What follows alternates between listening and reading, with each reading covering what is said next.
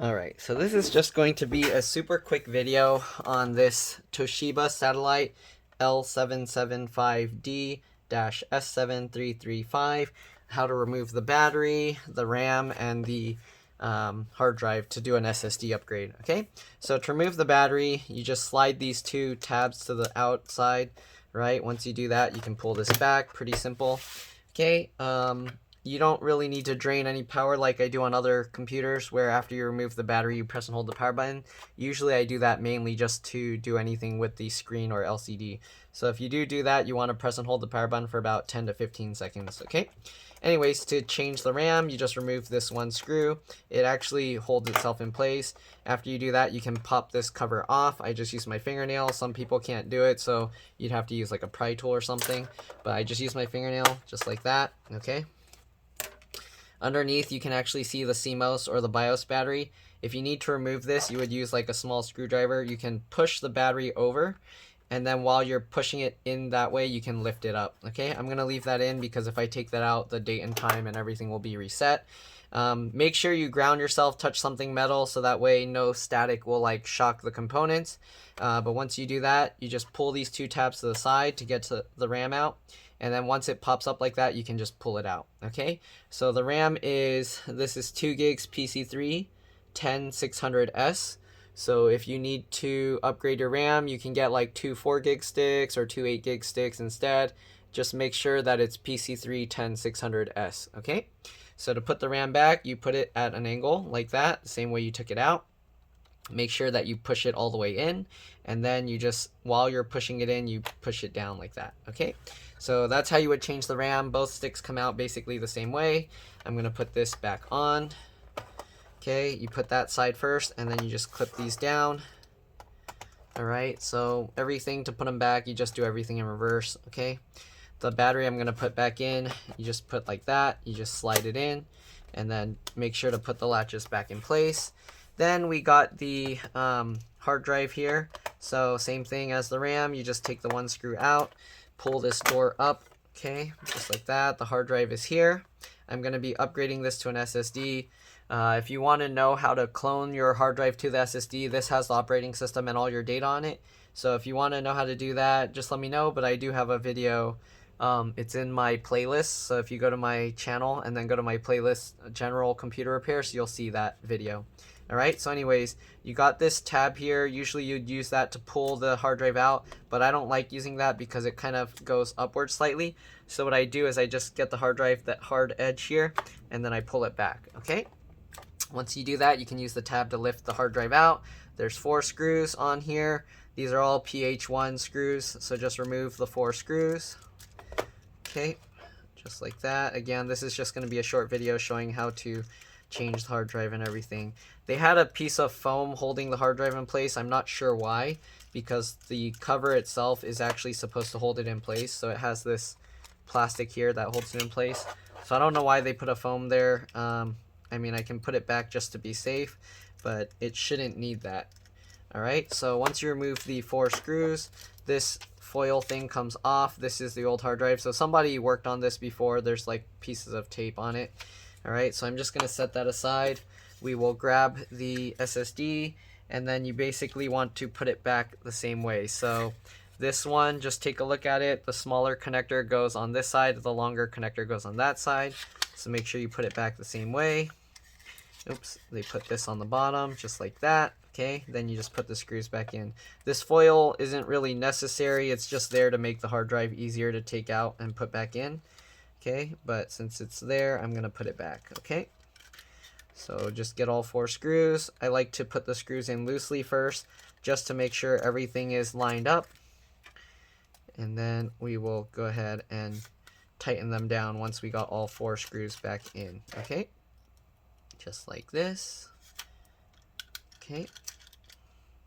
Make sure this thing is like bent up. I mean, it doesn't really matter because this isn't really doing anything.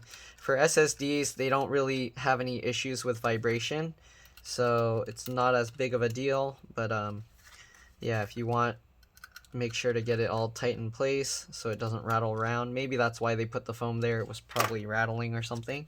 Okay, and then to put the hard drive back, there's actually little slots here where the screws like drop down. So you have to make sure you start the hard drive back here so that you can drop it in place. And then once you drop it in place, you can use this tab to slide the hard drive over, okay? Just like this. So this is an SSD, but yeah, you can put a larger hard drive, though I highly recommend SSDs because it makes a huge speed difference. So they had this piece of foam there. I'm just going to put it back even though it's not really needed for anything. But yeah, then same thing like the RAM door, you put this side in first and then drop it down and push it in place, okay? Then you tighten up the screw and that's all there is to it. So you upgraded the RAM and the hard drive or SSD, and yeah, so hopefully this video helped you guys. If it did, please like and subscribe because that'll help others find my videos. Thank you for watching. If you do need to take out the keyboard, I'm pretty sure I have other videos showing this, but this little cover, you can pop it off. I'm not going to do the whole keyboard thing, but I'll show you here just quickly. So I can pop this little plastic cover off like this, and then these screws hold the keyboard in place. So if you do need to do the keyboard for some reason, maybe I can just do it quickly just to show you, but I'm not going to do a complete disassembly. So there's 4 screws here holding this in place. Just remove those 4 screws. Hopefully doing this isn't going to delay it too much because my customer wants it back as soon as possible, but we'll remove these 4 screws, okay? Once you get the 4 screws out, go towards the middle, pull this up, and then you push down the sides to kind of flex it inwards like that, and that helps you pull the keyboard out, okay? Just like that. After you do that, you can slightly pull the keyboard back and up like this, and then rotate the keyboard all the way. Here you can see the connector here. It's a little bit tricky to do this because there's not much slack, but this little white latch, flip it up, and then you can pull the connector out.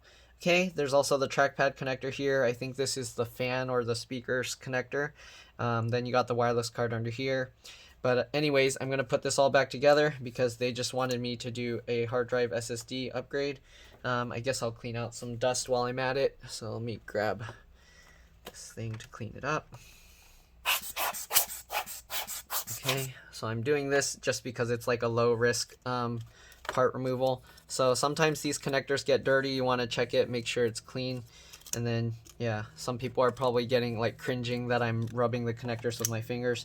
Don't worry about it. I do it all the time. I've never had computers have problems with that. So, yeah. All right. So anyways, get that. Put this connector back in. So it helps if you can like grab the blue piece, but this one, the blue connector is very short. So you can't really do that on this model.